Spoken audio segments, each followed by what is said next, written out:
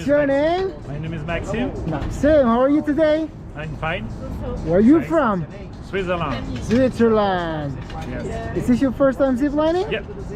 So what makes you decide to do this? It's my birthday tomorrow. Oh, happy birthday! Thank you. Are you ready to fly? Yeah. Are you ready to go? Are you ready? Not ready. Let's go, sir. Happy birthday. Thanks. How are you? I'm fine. So. Great. What's your name? Switzerland. Camille. Is your first time ziplining here Yeah. today? What makes you decide to do the zipline today, man? Him. Makes you decide to do this? Great. So how do you feel right My now? birthday. Well, I feel I want to go to the beach. Great. You'll be flying over Marina. Are you ready to fly over Marina? Yeah, I think the view is nice, Great. but I'm not enjoying it for now.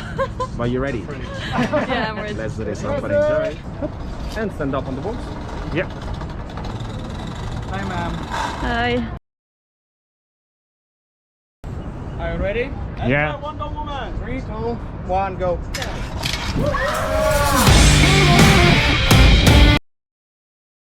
Ready? Are you ready? Let's try one go, woman. 3, 2, 1, go.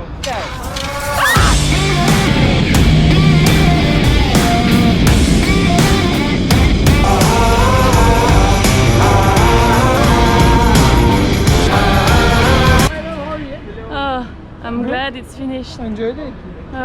Some more.